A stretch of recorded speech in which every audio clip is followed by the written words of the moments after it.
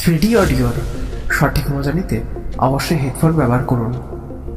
যেমন এখন আমি আপনার বাম দিক থেকে কথা বলছি, আর এই আমি এখন আপনার ডান দিক থেকে কথা বলছি। যদি আপনি উল্টো শুনে থাকেন তাহলে হেডফোনটি ঘুরিয়ে নেবেন।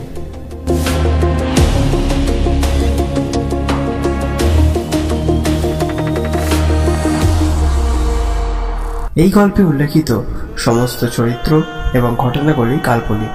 তাছাড়া টিম গোধূলির মায়াজাল কোনো ধর্মকেই ছোট করে না। তাই টিম গোধূলির মায়াজালের অনুরোধ, গল্পটিতে কেউ বাস্তবতা খুঁজতে আসবেন না। তাহলে চলুন বেশি ব্যাকডেটেড কথা না বলে গল্পটি শুরু করা যাক।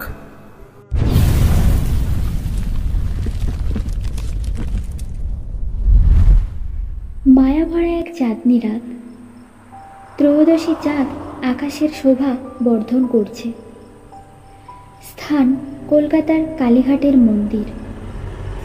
মন্দিরের সেবায়েতরা সবাই যে যার কাজে ব্যস্ত। ঘণ্টার ধ্বনি, পুরোহিতের মন্ত্র উচ্চারণ, ফুল ও ধূপের সুবাসে চারিদিক মুখরিত। মন্দির থেকে খানিক তফাতে একটি যুবক দাঁড়িয়ে আছে। তার চোখ যেন কাউকে খুঁজছে। ছেলেটিকে দেখেই বোঝা যায় ও কারোর জন্য অপেক্ষারত।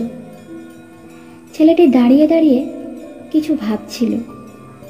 এমন সময় ওর ফোনটা বেজে উঠল।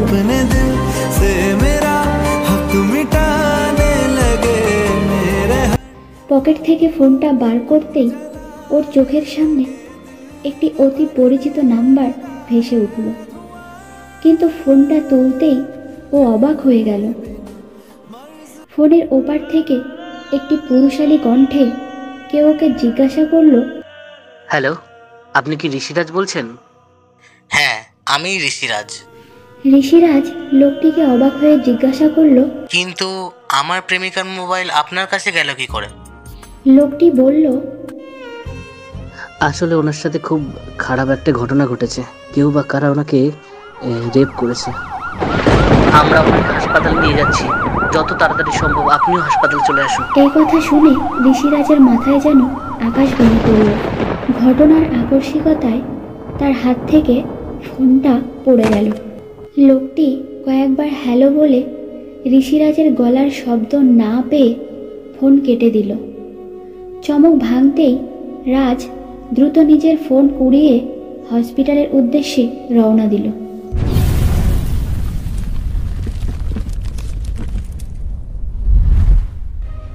নমস্কার, দ্য মডার্ন লাভ স্টোরিতে সকল শ্রোতা বন্ধুদের জানাই স্বাগত।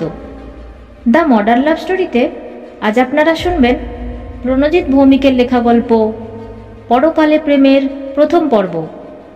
গল্পটা শুনে যদি আপনাদের ভালো লাগে তাহলে অতি অবশ্যই লাইক, কমেন্ট, শেয়ার আর তার সাথে সাবস্ক্রাইব করতে ভুলবেন না গোধূলির মায়াজাল। এই গল্পের গল্প পাঠে তাজমিরা খাতুন, গল্পের সূত্রধর আমি শ্রাবণী কোনাই।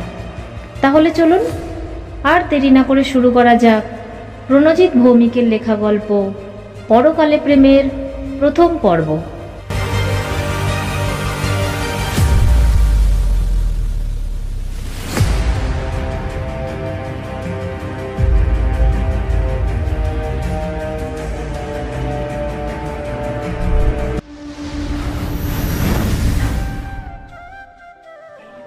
হাসপাতালে পৌঁছে রিসেপশনিস্টদের জিজ্ঞাসা করতেই তারা ঋষিরাজকে 303 নাম্বার কেবিনটি দেখিয়ে দিল।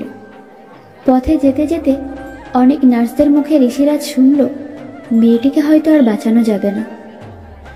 যতক্ষণে ঋষিরাজ কেবিনে পৌঁছালো ততক্ষণেই তাজমিরাকে অপারেশন থিয়েটারে নিয়ে যাওয়া হয়েছে। ঋষিরাজ তাজমিরার কেবিনেই বসে পড়ল। তার কিছুই আর ভালো লাগছে না। অশ্রু ভেজা চোখে সে এক মনে ভগবানের প্রার্থনা করতে থাকে, হে ভগবান, প্লিজ ওকে বাঁচিয়ে নাও। ও ছাড়া যে আমার কেউ নেই, প্লিজ ওকে বাঁচিয়ে নাও।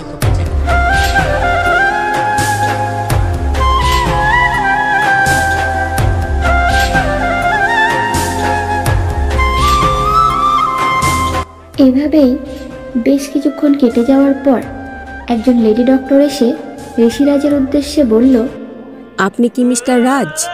হ্যাঁ। বলুন, কি বলবেন? মিস্টার রাজ, আপনার জন্য খুশির খবর আছে। Operation successful. আমরা ওনাকে বাঁচাতে পেরেছি। কিছুক্ষণের মধ্যে ওনাকে বেডে শিফট করা হবে। কি বলে যে আপনাকে ধন্যবাদ জানাবো বুঝতে পারছি না। এরপর ডক্টরের কথা মতোই কিছুক্ষণ পর তাজমিরাকে বেডে শিফট করা হয়। আর তারও কিছুক্ষণ পর ঋষিরাজ একটু উদ্বিগ্ন কণ্ঠেই তাজমিরাকে জিজ্ঞাসা করল, এটা কি করে হলো? যা হবার তা তো হয়ে গেছে, দেখো কি হবে বলে আর নতুন করে আমি আর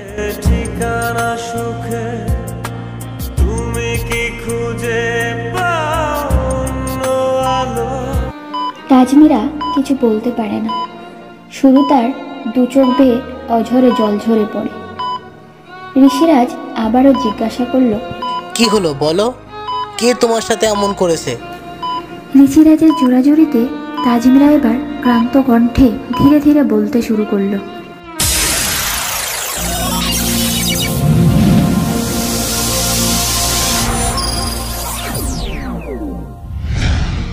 7 বছর প্রেম করার পর অ্যাটলিস্ট আজ তোর বিয়ে। আমার তো ভাবতে সেই লাগছে। থাক থাক, অনেক ভাবাভাবি হয়েছে, এবার তাড়াতাড়ি হাত চালা। ওদিকে ঋষিরাজ আবার অনেকক্ষণ ধরে আমার জন্য অপেক্ষা করছে। বাবা, তোর তো আর তরিস হয়েছে না। নে এবার এদিকে ঘোর দেখি। এইবার পুরো পারফেক্ট। দাঁড়া দাঁড়া, একটা সেলফি তুলে নি। উফ তাজমিরা, তোকে বিয়ের সাজে সেজে যা দেখতে লাগছে না, আমি শিওর ঋষিরাজ তোর থেকে চোখ ফেরাতে পারবে না। একটু মজা করলাম, কিছু মনে করিস না। শোন না, তুই এগো, আমি সময় মতো পৌঁছে যাব। ওকে? মানে তুই যাবি না আমার সাথে? এই রে, তোকে তো বলাই হয়নি, আসলে মায়ের শরীরটা না একদম ভালো নেই। আমি মায়ের সাথে একটু দেখা করেই তোর কাছে পৌঁছে যাব। ঠিক আছে, তুই কিন্তু সময় মতো চলে আসিস। এরপর তাজমিরা রওনা দিল কালীঘাটের উদ্দেশ্যে। আচ্ছা, দিয়ার বলা কথাগুলো যদি সত্যি হয়, ও কি সত্যি এরম ভাবে আমার দিকে তাকিয়ে থাকবে? তাহলে তো এর আগেও তো ও আমাকে 7 বছর ধরে দেখেছে, কই তখন তো এমন কিছু মনে হয়নি। কি জানি আজ কেন ওর প্রতি এতটা ভালো লাগা কাজ করছে। এইসব কথাই ভাবছিল তাজমিরা, কিন্তু ওর অনিচ্ছাকৃত সত্ত্বেও ভাবনার জগৎ থেকে বাস্তবে নিয়ে এলো ফোনের রিংটন।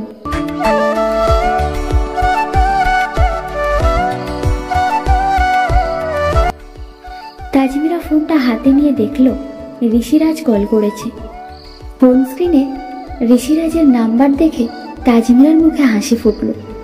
না না, এ হাসি বিরক্তির হাসি নয়, এ হাসি এক মিষ্টি ভালোবাসার হাসি। সে দ্রুত ফোন রিসিভ করলো। হ্যাঁ জানু, বলো। ওই তুমি কত দূর? এই তো আমি কাছাকাছিই চলে এসেছি, জাস্ট আর কিছুক্ষণের মধ্যেই আসছি। তাড়াতাড়ি এসো।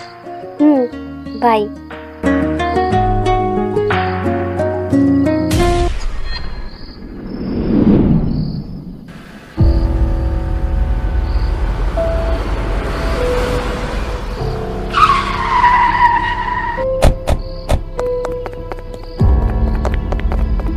কি সুন্দরী, এভাবে আমাদেরকে অভুক্ত রেখে কোথায় চলে যাচ্ছ? বলছি সুন্দরী, চলো না একটু আড়ালে। এ কি, আপনারা কারা? আমার পথ আটকাচ্ছেন, আর এইভাবে একটা মেয়েকে এইসব কথা বলতে আপনাদের লজ্জা করে না? আপনাদের কি ঘরে মা বোন নেই? দেখো গুরু, মামুনি কি বলছে। আছে আছে, মাও আছে আর বোনও আছে। শুধু তোমার মতো একটা সুন্দরী মেয়ের অভাব ছিল, আজ এটাও পূরণ হবে। কি রে শুনতে, আমি ঠিক বললাম তো? আরে সে আর বলতে, ওপর থেকেই এত সুন্দর, না জানি ভেতরটা আরো কত সুন্দর হবে। আমার তো আর তর্স হইছে না গুরু। এই বলেই তাজমিরার হাত ধরার জন্য শুনতে তার একটা হাত বাড়িয়ে দিল। সেখান থেকে কোনো ক্রমে তাজমিরা নিজেকে মুক্ত করেই দৃঢ় কণ্ঠে বলল, ছি, এসব আবার কী ধরনের অসভ্যতামি? দেখুন, আপনাদের আমি চিনি না, তাও হাত জোর করে অনুরোধ করছি, প্লিজ প্লিজ আমাকে যেতে দিন। তাজমিরার বলা কথাগুলো ওদের কান অব্দিই পৌঁছালো না, বরং ওদের মধ্যে একটি ছেলে বলে উঠল, এত কথা তোমরা কেন বলছো আমি সেটাই বুঝতে পারছি না। সময় নষ্ট করে লাভ নেই, চলো ধরো আর কাজ সারো।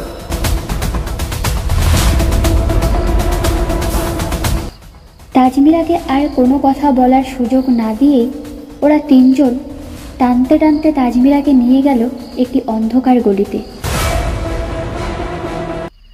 এখানে বলে রাখি, তাজমিরার বাড়ি থেকে কালীঘাটের দূরত্ব খুব একটা বেশি নয়। 40 থেকে 45 মিনিট লাগে হেঁটে গেলে, আর অটো করে মাত্র 20 মিনিটেই পৌঁছে যাওয়া যায়। কিন্তু মুশকিলটা হলো মেন রোড ছাড়া অটো পাওয়া যায় না। তাজমিরার বাড়ি থেকে মেন রোড অবধি আসতে ওকে বেশ অনেকটাই হেঁটে আসতে হবে। তাই সে মনে মনে ঠিক করলো মেন রোড অবধি হেঁটে এবং তারপর অটো করে পৌঁছে যাবে কালীঘাটে। কিন্তু তাকে আর মেন রোড অবধি আসতে হলো না, তার আগেই সব শেষ।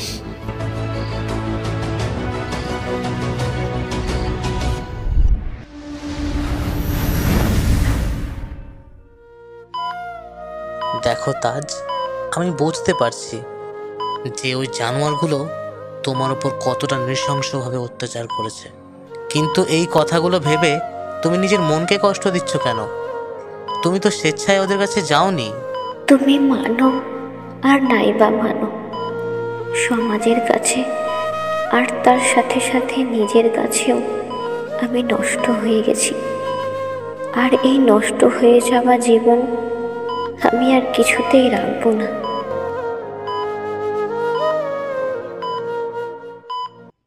এইসব কথাই ভাবছিল তাজমিরা মনে মনে, আর মুখে বলল, শোনো ঋষি, রাত অনেক হয়েছে, এবার তুমি বাড়ি যাও। এমনিতেই সন্ধে থেকে আমার জন্য তোমার ওপর দিয়ে অনেক ঝড় বয়ে গেছে, তাই তোমারও এবার একটু রেস্টের প্রয়োজন।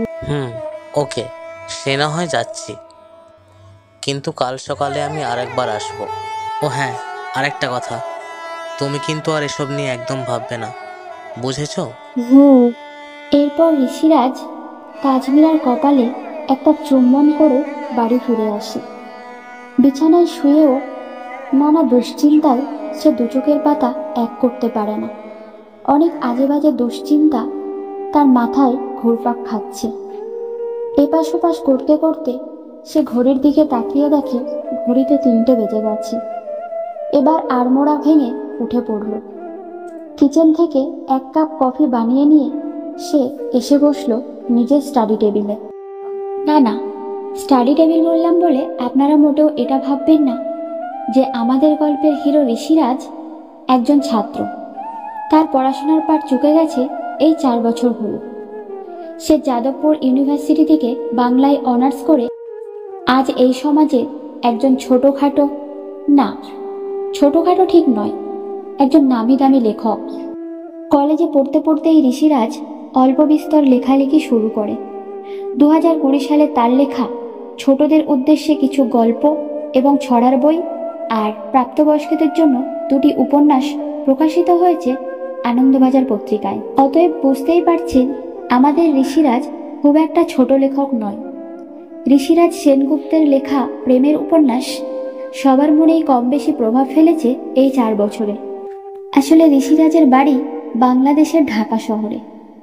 ঋষিরাজের বাবা অখিলেশ সেনগুপ্তও চেয়েছিলেন তার ছেলে তারই মতো পুলিশে চাকরি করুক, কিন্তু ঋষিরাজ তা কখনোই চায়নি। তার স্বপ্ন ছিল সে একজন নামকরা ইঞ্জিনিয়ার হবে। ঋষিরাজের মা বিমলা দেবীও ছেলের সিদ্ধান্তকেই সাপোর্ট করতেন। কিন্তু ওই যে কথায় আছে না, মানুষের সব স্বপ্ন সবসময় সফলতা পায় না। ঋষিরাজের ক্ষেত্রেও ঠিক এটাই ঘটেছিল। ঋষিরাজ ছোট থেকেই পড়াশোনাতে ছিল মেধাবী। শুধু পড়াশোনাতেই নয়, তার সাথে সাথে সাধারণ জ্ঞান আর খেলাধুলাতেও সে ছিল তুখোড়। তার যখন উচ্চ মাধ্যমিক পরীক্ষা শেষ হয়, ঠিক তখনই বাংলাদেশের সঙ্গে পাকিস্তানের ভোট যুদ্ধ শুরু হয়। সেই সময় পাক আতঙ্কবাদীদের হাতে তার বাবার মৃত্যু ঘটে। এই ঘটনার কিছুদিন পর ঋষিরাজ তার মাকেও হারায়। সেই সময় সে মানসিক এবং শারীরিক উভয় দিক থেকেই ভীষণ ভেঙে পড়ে। এইভাবে বেশ কিছুদিন কেটে যাওয়ার পর ঋষিরাজ সিদ্ধান্ত নেয় যে সে আর বাংলাদেশে থাকবে না। অবশেষে সে চলে আসে ভারতে এবং ভালো রেজাল্ট করার সুবাদে প্রথমে যাদবপুর কলেজে ও তারপর যাদবপুর ইউনিভার্সিটিতে ভর্তি হয়। আর কলেজের প্রথম দিনই বেশ বড়সড় একটা চমক খায় ঋষিরাজ।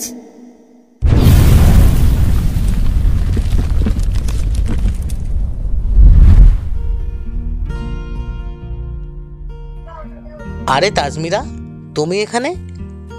সেম কোশ্চেন তো আমারও। তুমি এখানে কবে এলে? আর তাছাড়া তুমি যে আসছো সেটা তো আমাকে বলোনি। What a surprise. আসলে তুমি তো জানো ওখানকার সব ঘটনা।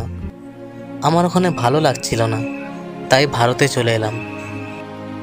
সরি ঋষি, আমি ঠিক ওইভাবে তোমাকে হার্ট করতে চাইনি। না না, it's okay. By the way, তোমার তো ইঞ্জিনিয়ার হওয়ার স্বপ্ন ছিল, তার মানে তুমি নিশ্চয়ই ইলেকট্রনিক্যাল। না তাজ, আসলে তোমাকে বলা হয়নি, আমি আমার সিদ্ধান্ত বদল করেছি। এখন বাংলা নিয়ে পড়ছি। দেখি বাংলা নিয়ে পড়ে কি করা যায়। হতাশ হইও না ঋষি, তুমি তো স্টুডেন্ট হিসাবে ব্রিলিয়ান্ট স্টুডেন্ট। তুমি দেখো, সমাজে তুমি একদিন ঠিকই সফলতা পাবে, এটা আমার বিশ্বাস। সেটাই তো চেষ্টা করছি। আচ্ছা তাজ, একটা কথা জিজ্ঞেস করব, তুমি আমার সঙ্গে সারা জীবন থাকবে তো? এটা আবার কি ধরনের প্রশ্ন ঋষি? আচ্ছা তুমি বলো তো, যেদিন তোমার সঙ্গে আমার প্রথম আলাপ হয়েছিল সেদিন আমি তোমাকে কি কথা দিয়েছিলাম? হ্যাঁ, সেটা তো মনেই আছে, তবুও আরেকবার বলো প্লিজ। আসলে তুমি যখন বলো তুমি আমার পাশে আছো, আমার মনে হয় সত্যি একটা অবলম্বন খুঁজে পেয়েছি।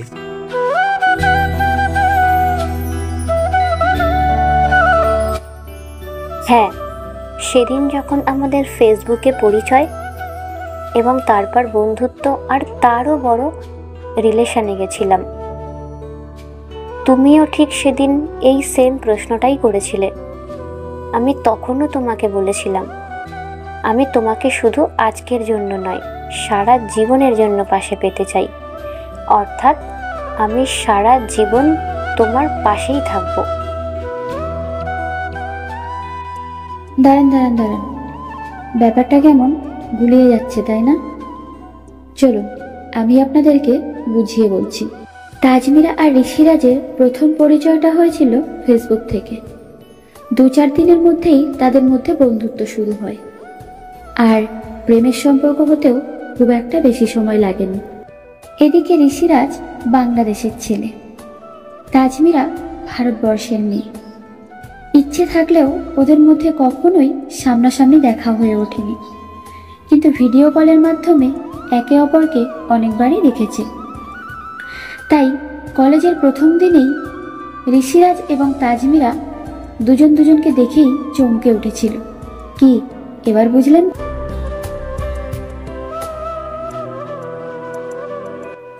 ও হ্যাঁ, আর একটা কথা বলতে তো ভুলেই গেছি। ঋষিরাজ আর তাজমিরা প্রায় সমবয়সী এবং ওরা দুজনেই সেম ক্লাস, অর্থাৎ দুজনেই college first year Bangla honours নিয়ে পড়ছে। তফাৎটা শুধু হলো এই যে তাজমিরা ক্লাসের শুরু থেকেই জয়েন করেছে আর বাবা মা এবং পরিবারের বিষয়ে সামলে উঠে ঋষিরাজের কলেজ জয়েন করতে সময় লেগে গেল বছরের মধ্যিখান পর্যন্ত। সে যাই হোক, ওরা দুজন সেই দিনের মতো কলেজে ক্লাস সম্পন্ন করে যে যার বাড়িতে ফিরে যায়। এই ঘটনার কয়েকদিন পর ঋষিরাজকে নিয়ে তাজমিরা তার বাড়িতে আসে।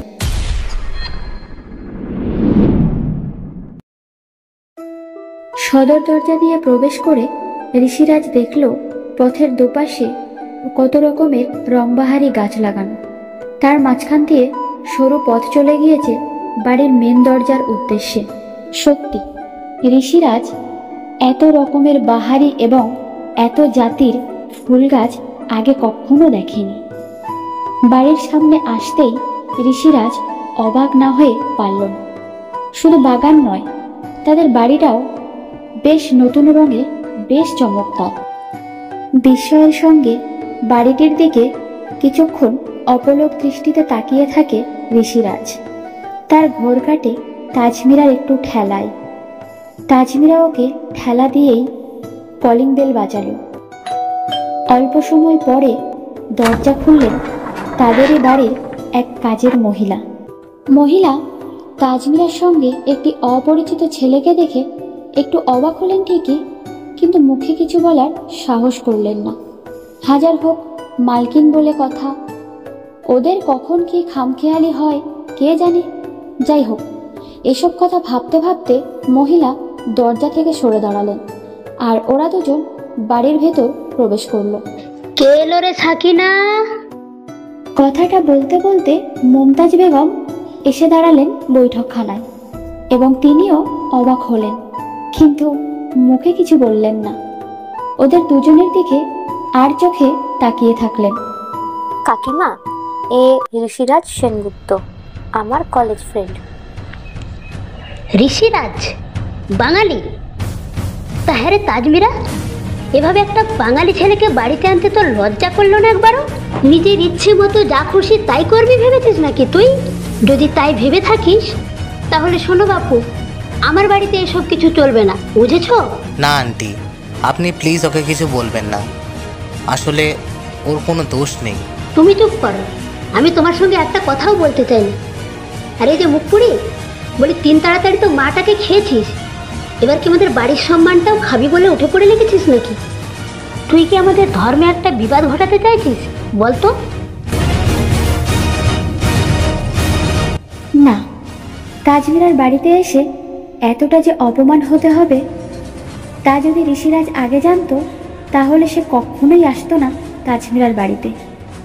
কিন্তু এই মুহূর্তে ঋষিরাজের মাথায় রাগ চড়ে গেছে, তাই সে নিজেকে আর সামলাতে না পেরে বলল, ব্যাস, অনেক হয়েছে, এবার আপনি থামুন। এই আপনাদের মতন কিছু মহিলাদের জন্য আজও সমাজে কেউ প্রাণ ভরে মুক্ত বাতাসে নিঃশ্বাস নিতে পারে না। আপনাদের মতন ব্যাকডেটেড কিছু মহিলাদের জন্য আমাদের সমাজে আজও কিছু কুসংস্কার প্রচলিত রয়েছে। আজও এই সমাজে আপনাদের মতন কিছু সবজান্তা মহিলা আছে যারা এই 2024-এ দাঁড়িয়েও হিন্দু আর মুসলিমের মধ্যে ভেদাভেদ সৃষ্টি করে।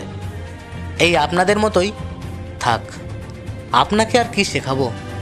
আচ্ছা চলি, ভালো থাকবেন। এই বলে ঋষিরাজ সেখান থেকে বেরিয়ে গেল। আর তারপর তার সংগীতা ফিরল জানলা থেকে ভেসে আসা চেনা অচেনা পাখির কলরবে। এরপর একটু বেলা বাড়তেই ঋষিরাজ চটপট রেডি হয়ে বেরিয়ে পড়ল হাসপাতালের উদ্দেশ্যে। হাসপাতালে পৌঁছে ঋষিরাজ প্রথমে ডক্টর এবং তারপর তাজমিরার সঙ্গে দেখা করে বলল, বলছি যে তাজ, কাল তোমার ছুটি হয়ে যাবে। আর ডাক্তার বলেছেন যতদিন না পর্যন্ত তুমি সুস্থ হচ্ছ ততদিন পর্যন্ত তোমাকে বেড রেস্টে থাকতে হবে।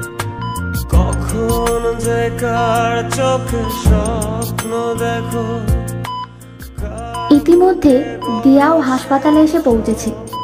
এতক্ষণ ঋষিরাজ লক্ষ্য করেনি।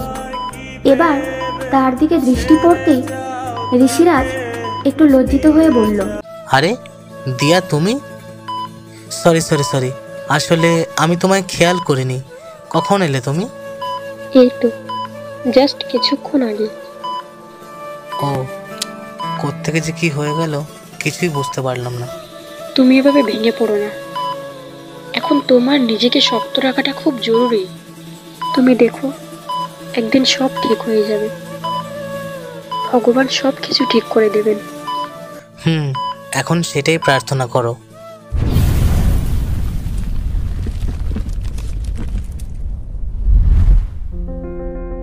তাজমিরা হাসপাতাল থেকে বাড়িতে ফেরার 2 দিন পরের ঘটনা।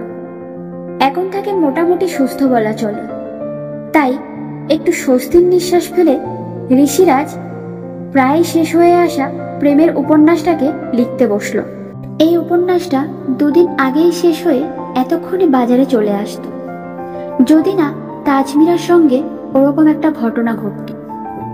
সে যাকে যাক, যা হওয়ার তা হয়ে গেছে। এখন তাড়াতাড়ি শেষ করতে পারলেই মঙ্গল।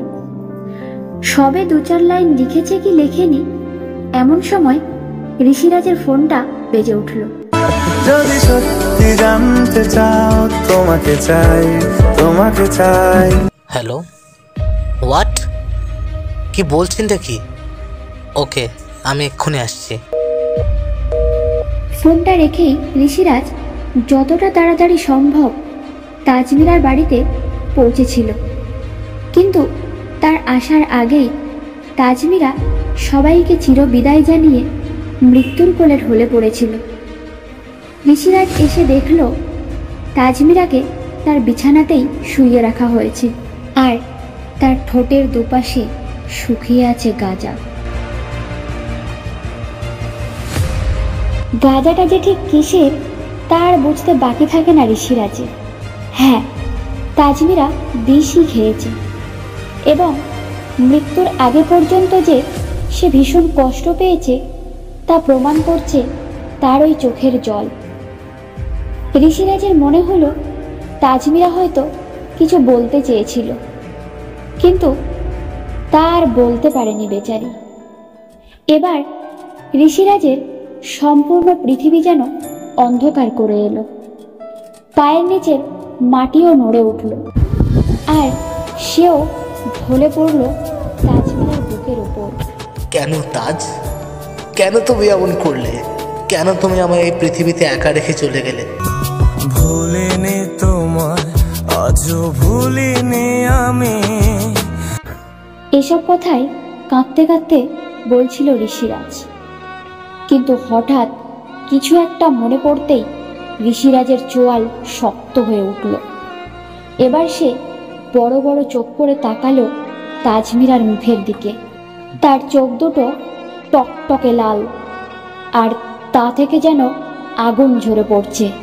এভাবেই কয়েক সেকেন্ড কাটার পর ঋষিরাজ পাগলের মতো চিৎকার করে বলে উঠল, আজ এবং এই মুহূর্তে আমি তোমার মৃতদেহ ছুঁয়ে প্রতিজ্ঞা করছি তাজ, যারা তোমায় এই পৃথিবীতে শান্তিতে বাঁচতে দেয়নি, আমি তাদেরকেও এই পৃথিবীতে শান্তিতে বাঁচতে দেব না।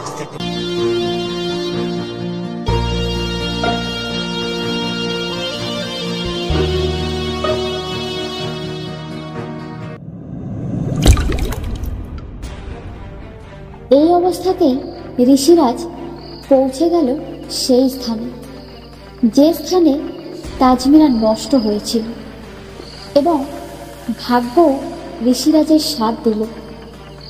আসা মাত্রই দেখা হয়ে গেল সেই 3 জনের সাথে, যাদের বর্ণনা তাজমিরা আগেই ঋষিরাজকে জানিয়েছিল। সন্ধে গড়িয়ে রাত আরো গভীর থেকে গভীরতর হচ্ছে। ওরা 3 জন একটা গাছের নিচে বসে মদ খাচ্ছিল, আর নিজেদের মধ্যেই গল্প গুজব করছিল। এমন সময় ঋষিরাজ হঠাৎ সজোরে একটা লাথি মারল সন্টের মাথা লক্ষ্য করে। সাথে সাথে সন্টের হাতে ধরা মদের গ্লাসটা ছিটকে গিয়ে পড়ল ওদের বসের মুখের উপর। হঠাৎ এমন আক্রমণে ওরা 3 জনই হকচকিয়ে গেল। পরিস্থিতি একটু বুঝে নিয়ে সন্টে উঠে দাঁড়িয়ে ঋষিরাজের দিকে তাকাতেই তার গা শিউরে উঠল ভয়ে। ভয় পাওয়াটা তো স্বাভাবিক, কারণ এখন ঋষিরাজকে স্বয়ং যমদূতের থেকেও কম কিছু মনে হচ্ছে না। তবুও সন্টে একটু ভয়ে ভয়ে জিজ্ঞাসা করল, কে ভাই তুই? রাজ।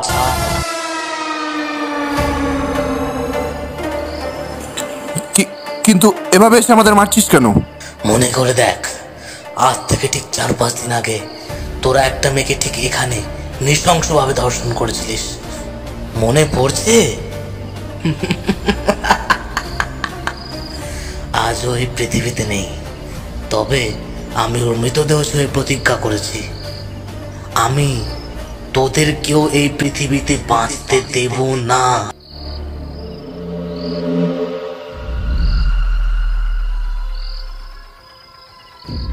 এদিকে ওদের মধ্যেই আরো একজন মনে মনে ভাবছে, না না, এভাবে সম্মুখে শত্রুকে বাঁচিয়ে রাখা ঠিক নয়। যত তাড়াতাড়ি ওকে শেষ করা যায় ততই মঙ্গল। কিন্তু কি করে কি করে কি করে কি করে ভাবতে ভাবতেই বিচ্ছু খুব দ্রুত এদিক ওদিক দৃষ্টি ঘোরাতে থাকে। এবার সে একটু দূরে একটা পাথর দেখতে পেল। একটুও সময় নষ্ট না করে খুব দ্রুত পৌঁছে গেল পাথরটার সামনে এবং সে সেই পাথরটাকে হাতে তুলে নিল। এই পাথরটাও বেশ ভারী, এর এক ঘায়ে ভবলীলা সাঙ্গ করে দেব। ওদিকে ঋষিরাজ একাই লড়ছিল ওদের সঙ্গে, কিন্তু হঠাৎ মাথার ঠিক পেছন দিকটাই একটা সজোরে আঘাত। ঋষিরাজের পৃথিবী ঢেকে গেল আধারে। ঋষিরাজ লুটিয়ে পড়ল মাটিতে চিরদিনের জন্য।